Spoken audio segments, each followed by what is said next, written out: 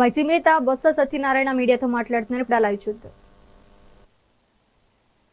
మళ్ళీ పైపెచ్చు పెద్ద పెద్ద వాళ్ళ పోస్టుల్ని ఇవాళ ఉదయం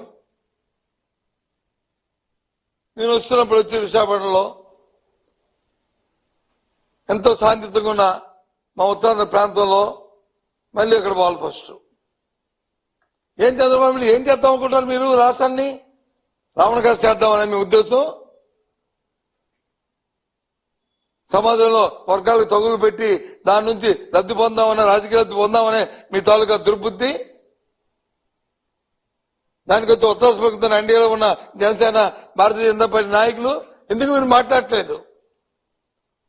తప్పుని తప్పు ఎందుకు చెప్పట్లేదు? అధికారం మీదే కదా.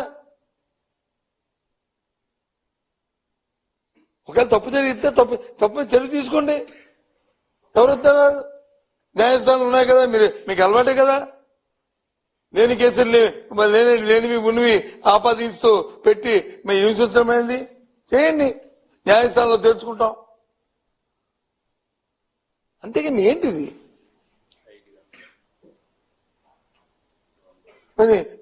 మంచి అమ్మటి రాంబాబు గారు ఎప్పుడు మాట్లాడుతుంటారు, ఎప్పుడు అసభ్యంగా మాట్లాడలేదే, ఎప్పుడు లైన్ తప్పి మాట్లాడలేదే.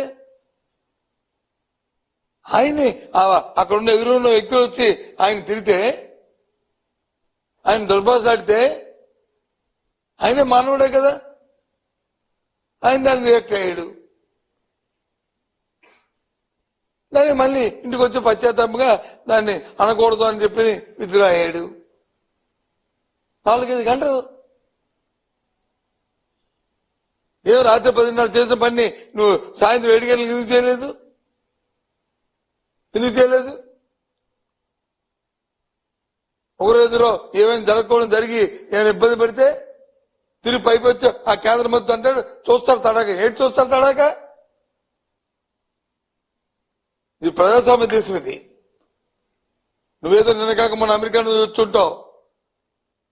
నీకు డెమోక్రసీ గురించి కానీ చట్టాల గురించి కానీ తెలియకపోతే తెలుసుకో. భగవంతుడు నీకు అవకాశం ఇచ్చాడు, నీ ముఖ్యమంత్రి నీకు అవకాశం ఇచ్చాడు, కేంద్ర మంత్రిగా చేశాడు. అంతేగాని పౌరుషం మాటలు పనికిరావు. ఆ మాట చుట్టుపోవు. ఒక నోటు తప్పు మాట్లాడితే, ఒక పౌరుషం మాట్లాడితే ఆ మాటతో ప్రతిఫలం అనుభవిస్తారు. ఏంటి తెలియజేస్తారు? అర్థం అవట్లే. ఈ రాష్ట్రంలో ఎప్పుడు చూడలే ఈ తెలుగు రాష్ట్రాల్లో ఇలాంటి పరిణామాలు. అందులో మా ఆంధ్ర రాష్ట్రంలో అయితే ఇంకా జాగ్రత్తగా ఇంకా ఉంటాం. ఎందుకోసం ఇది? దేనికోసం? చేతనైతే మంచి పిల్లల్ని, చేతనైతే మంచి గవర్నెన్స్ ఇయ్యు, ప్రజలతో సభాష్ అనిపించుకో. చేత కాదు కానీ రైతులకు వచ్చి కనీసం ఎరువులు ఇవ్వలేని దిక్కుమల పరిస్థితి ఉంది వాళ్ళ రాష్ట్రం. ఆడవాళ్ళకి వచ్చి డోక్రా మహిళలకు వచ్చి 0 వడ్డీ ఇవ్వలేని దౌర్భాగ్య పరిస్థితి ఉంది రాష్ట్రం. సంపద సృష్టి అని చెప్పి నీ కుటుంబ సభ్యులకు వచ్చి వైజాగ్ లో 5,000 కోట్ల రూపాయల్ని మరి భూములు వచ్చి దాదాపు చేయడానికి గీతంలో చంద్రబాబు నాయుడు గారు ప్రయత్నం చేయట్లేదా? ఇది వాస్తవం కాదా? ఇది అబద్ధమా? చెప్పండి. ఇదేనా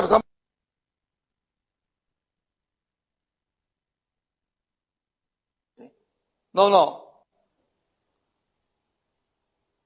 పరిణామపడి ఆందోళనతో మాట్లాడుతున్న మాటలు, బాధతో చెప్తున్న మాటలు ఇవన్నీ కూడా.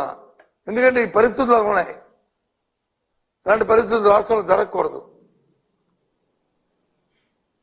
తప్పుని ఎవరు సమర్థించం. తప్పు అయితే తప్పే. తప్పుని చట్టపరంగా చర్య తీసుకుంటా. తప్పుని ఏం జరిగింది చట్టాన్ని చేతిలో తీసుకుంటావా? ఇలా పోతే ఎక్కడికి వెళ్ళిపోతుంది రాష్ట్రం? ఏం చేద్దాం అనుకుంటాను మీ ఉద్దేశంలో? టాటా తప్పులకి వచ్చి కుందరు బెదిరితే బెదరు చేయడం కానీ వైసీపీ పార్టీ బెదరదు. చూస్తున్నారు ప్రజలందరూ కూడా వాస్తవాలు ఏంటో అందరూ కూడా దాన్ని పరిశీలిస్తున్నారు. కాలమే చెప్తారు దీనికి మీకు సమాధానం. పెట్రోల్ బాంబులు ఇస్తారంటండి. పెట్రోల్ బాంబులతో మరి జోగి రమేష్ గారి ఇంటి మీదకి వచ్చి ఇసిరి ఏం చేద్దాం ఇంట్లో ఉన్న వాళ్ళందరినీ మీరు అంటే సత్యదాన్ని ఇంట్లో పెట్టి చంపేద్దాం అనుకుంటున్నారా? ఇదేనా సంస్కారం? ఇంతే, అందుకని మీకు అధికారం ఇచ్చింది. రామారావు గారి ఇంట్లో ఆడవాళ్ళు, ఫ్యామిలీ, కూతుర్లు, ఆ భార్య అందరూ ఉంటే ఇంటి బయట వచ్చి 100 మంది వచ్చి వెళ్ళి వాళ్ళని వచ్చి చేద్దామని ఏంటిది? పోలీసు ఏం చేస్తుంది? ఆ 3 సోమాలు ఎందుకున్నాయి మీదేమైంది భుజం మీద? దేనికోసం? దయచేసి ఆలోచండి. రాజకీయ నాయకులు నేనేం చెప్తాం మేము, అవసరాలకు ఏదైనా మాట్లాడతాం మేము, కానీ ఉద్యోగాలు మీ ధర్మం మీకుంది. ధర్మం కాపాడడానికి ప్రయత్నం చేస్తే ఒక మంచి పోలీసు వ్యవస్థని అనే పేరు ఉంటుంది. ఈ రాష్ట్రంలో ఉన్న పోలీసు వ్యవస్థ పేరు దయచేసి ఆ వ్యవస్థ పేరుని చెడగొట్టారు. ఇక్కడ నుంచేనే మీరు చట్టానికి అనుగుణంగా రాజ్యాంగ బద్దులుగా కార్యక్రమాలు చేయండి. ఈ జరిగిన సంఘటన పట్ల అటు చట్టపరంగా ఇటు జాతీయ స్థాయిలోనూ దీన్ని ఉద్యమం చేయాలని నిశ్చయించాం. రేపు మా అధ్యక్షుడితో మాట్లాడిన తర్వాత ఈ కార్యక్రమాన్ని మిమ్మల్ని ప్రకటిస్తాం.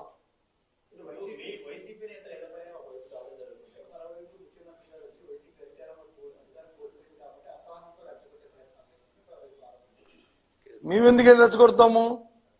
దేనికి రెచ్చగొడతాం? బాంబులు ఇస్తామని మేము రెచ్చగొట్టాం, పెట్రోల్ బాంబులు ఇస్తామని మేము రెచ్చగొట్టాం. ఏంటి దేనికి? పెట్రోల్ బాంబులు ఇస్తామని మేము రెచ్చగొట్టామా? లేదా ఫ్లెక్సీలు పెట్టమని చెప్పి మేము రెచ్చగొట్టామా? లేకపోతే ఎన్డీపీ రిపోర్ట్లో వచ్చి లేకపోతే ఎన్డీఆర్ రిపోర్ట్లో వచ్చి యానిమల్ ఫ్యాట్ లేదని రిపోర్ట్ ఇచ్చి ఫాల్స్ రిపోర్ట్ ఇచ్చి మేము తెప్పించామా? ఏంటిది? ఆ దేవదేవుడిని అపాదం చేయడానికి అనేది ఇంతమంది మనోభావాల్ని మీరు వచ్చి ఆడుకోవడం న్యాయమా? అది ఇదే కార్యక్రమం. చెప్పండి, ఎందుకు చేస్తాం? కాలం చెప్తుంది. మీరు మీరు మీరు పరిపాలన సక్రమంగా చేస్తుంది. ఇప్పుడు వచ్చి 8 నెలలైంది ఫీజు రీయింబర్స్మెంట్ ఇచ్చారండి విద్యార్థులకి. ఎలా చదువుకుంటారు విద్యార్థులు? దగ్గర 8 వాయిదాలు అయింది. మీరు ఏది మన ఆరోగ్యశ్రీ ఇచ్చారండి?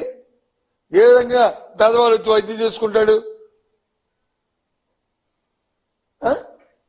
చెప్పండి. చిన్న చిన్న విషయాలను వచ్చి మీరు పెట్టగంట ప్రజలు వచ్చి పాప ఇబ్బంది పడుతుంటే 5,000 నోట్లోకి వెళ్ళడానికి పేదవాడు వచ్చి కష్టపడుతుంటే ఒక పక్క వచ్చి పరిపాలన గాలి కుదిసి ఇవాళ వచ్చి ఏంటిది? భగవంతుడితో నుంచి సెంటిమెంట్ అందరం కూడా వెళ్ళి చాలా ఉదయం ఇస్తే దేవుడికి దండం పెట్టుకుని వెంకటరామూర్తి గారిని ఒక దేవదేవంగా మన ఎలవేల్పుగా కోరుకుంటున్న వారి మీద అపచారం తీసుకొచ్చి తిరిగి పైపించి అంటారు దేవుడే చూస్తాడు. ఎస్, చంద్రబాబు నాయుడు చెప్పిన మాట కట్టుబడి ఉన్నాం. తప్పు చేసిన వాడి దేవుడు క్షమించడు. అది నువ్వా నేనని కాదు, ఎవరైనా సరే అనుభవిస్తావు. తప్పదు. ఇది ఆ దేవుడి మీద అనుభవిస్తారు. మీరు చెప్పిన మాట చెప్తున్నాను. ఎవరు తప్పు చేస్తే, ఏ పార్టీ తప్పు చేస్తే, ఏ నాయకుడు తప్పు చేస్తే ఆ దేవదేవుడి మీద వచ్చి అపాధలు తీసుకొస్తే వాళ్ళు అనుభవించక తప్పరు. నువ్వేమి పెద్ద అతిథులు కాదు, నేనేం అతిథులు కాదు, ఎవరు అతిథులు కాదు. దానికి కట్టుబడి ఆ మాటకి ఏంటిది వచ్చినట్టుగా? అందుకే జరుగుతున్న 2 రోజులు జరిగిన పరిణామాలను తీవ్రంగా ఖండిస్తూ ఈ ఫ్యూచర్ లాంటి జరగకూడదు రాష్ట్రాలను కోరుకుంటూ మరో బీహార్ గా అవ్వకూడదని మరి ఆ భగవంతుని కోరుకుంటూ మంచి ప్రతిపాదన ఇవ్వడానికి ఆ భగవంతుడు ఆ బుద్ధి ఇవ్వాలని